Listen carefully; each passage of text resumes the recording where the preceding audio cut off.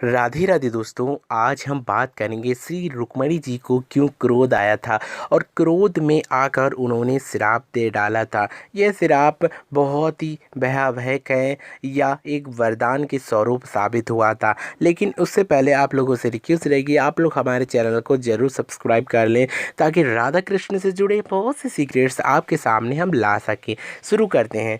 यह गाथा उस समय की है जब श्यामंतक मणि का मतभेद हो रहा था। श्री कृष्ण को कलंक लगा था। इधर से श्री कृष्ण बनों बनों भटकते हैं और भटकने के पश्चात 27 दिनों तक जामंत जी के संग युद्ध करते हैं। युद्ध के पश्चात जब उनकी पुत्री जिसका नाम जामंती होता है उनके संग वह विवाह करते हैं। विवाह से पूर्व कहें या विवाह के समय ही जामंत जी एक रीछ या भालू थे, जिसके कारण उनकी पुत्री भी रीछनी जैसी लगती थी। केवल मनुष्य जैसे उनके मुख हल्का सा दिखता था, लेकिन वह पूर्ण रूप से एक रीछनी ही दिखती थी, जिसके कारण श्री कृष्ण को भय लगता था कि रुक्मणी इतनी सुंदर है, यह एक जामंत जी की पुत्री हैं और इनके कारण मैं कैसे द्वारिका में जाऊं। जैसे तैसे वह घोड़ी पर बैठालते हैं और बैठालने के पश्चात द्वारिका में पीछे के मार्ग से पहुंचते हैं। किसी को यह भान तक नहीं होता है कि श्री कृष्ण श्यामंतक मणि को लेकर आ गए हैं द्वारिका में।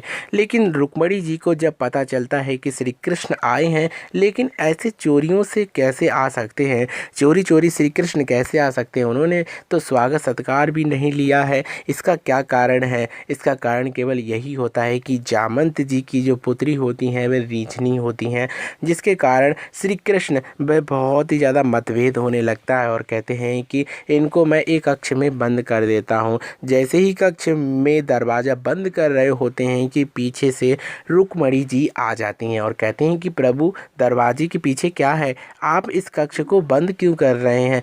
यह बात को सुनते हुए श्री कृष्ण कहते हैं कि रुक्मणी, बात ही ऐसी है कि मेरा दूसरा विवाह हो चुका है और जो जिससे मेरा विवाह हुआ है वह तुमसे इतनी सुंदर है कि मैं तुम्हारे सामने उसको अगर खड़ा करूं तो तुम्हारी छवि तो कहीं की नहीं है। यह बात को सुनते हुए रुक्मणी जी कहती हैं कि ऐसे कैसे संभव हो सकता है कि श्री कृष्ण मेरी इस प्रकार से निंदा कर रहे हैं और जो अंदर बैठी हुई स्त्री है उसकी इतनी बार बार प्रशंसा कर रहे हैं, मुझे देखने तो दो कितनी सुंदर है। यह बात को सुनते हुए श्री कृष्ण कहते हैं कि नहीं, तुम्हें नहीं दिखा सकता हूँ। तब रुक्मणी जी कहती हैं कि इतनी कौन सी सुंदर स्त्री है जो श्री कृष्ण को मग्न मुग्ध कर चुकी है और श्री कृष्ण मेरे सामने इस प्रकार से बातें कर रहे हैं।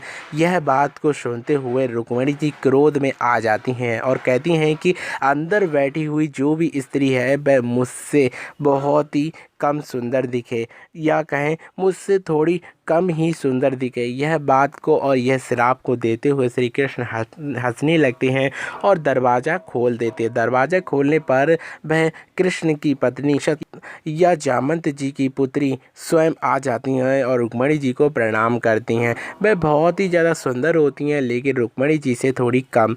रुक्मणी जी का ये वरदान समझें या श्राप, लेकिन यह श्री कृष्ण की लीला ही थी, क्योंकि श्री कृष्ण चाहते थे कि वह भी एक स्त्री के रूप में ही दिखे, क्योंकि द्वारिका में ऐसा संभव नहीं है कि मैं रीछनी को रख सकूं। इसीलिए श्री कृष्ण ने यह लीला रची थी। और साथ ही साथ हम आपको बता दें, यह गाथा में बहुत से ग्रंथों में पढ़ने को मिल जाती है, प्रसिद्ध कथावाचकों से भी सुनने को मिल जाती है। और साथ ही साथ इस गाथा की सत्यता केवल यही है कि श्री कृष्ण ने एक रीछनी को भी रुक्मणी जी की कृपा से स्त्री का स्वरूप दिलवा दिया। साथ ही साथ आप लोगों को हम बता दें, यह सत्य घटना है और यह बहुत से पुराणों में पढ़ने को मिलती है। फिलहाल इस वीडियो के माध्यम से इतना ही। मिलेंगे एक नई वीडियो की नई इन्फॉर्मेशन के संग। तब तक के लिए मेरे संग प्यार से बोलते रहिए हमेशा राधे राधे।